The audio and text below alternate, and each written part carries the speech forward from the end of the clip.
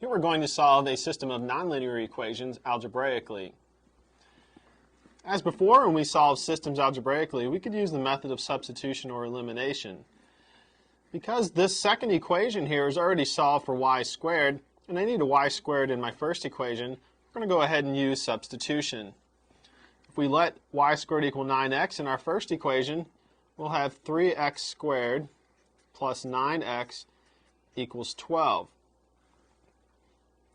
We go ahead and subtract 12 from both sides. We'll get 3x squared plus 9x minus 12 equals 0. And then we can try to solve this by factoring. Before we do that, we'd like to go ahead and divide through both sides by 3, since each of these coefficients has a common factor of 3. If we do that, we'll get x squared plus 3x minus 4 equals 0. This gives us some smaller numbers to work with. We can factor that as x plus 4 times x minus 1 equal to 0. We set each factor equal to 0 and solve. Will give us x is equal to negative 4, or x is equal to 1. We need to now use these values in our second equation. If we use x equals negative 4, we'll get y squared is equal to negative 36. Since there is no real number that we can square and get a negative value, this has no real solutions.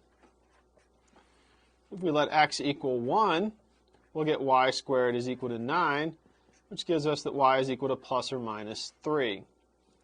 So we'll get two solutions here. Our two ordered pair solutions will be 1, negative 3, and 1, positive 3. When solving systems of nonlinear equations, it's often helpful to kind of get a visual idea of what's going on before we actually try to solve it. In this particular case, our first equation is actually the equation of an ellipse that's centered at the origin, and our second equation is the equation of a parabola that's open to the right. So if we think about what situations could happen, if we have an ellipse, the parabola opening to the right could miss the ellipse, and so we might get no solutions. The parabola might also just touch part of the ellipse, right there at the vertex, or one of the points along the minor axis. In that case, we would get one solution where they just touched. Another possibility would be if the parabola has a vertex that's inside the ellipse. And in that case, we would get two solutions. And we saw that that's what happened in our particular problem. We had two solutions. It could also be the ellipse could be inside the parabola. We'd get no solution.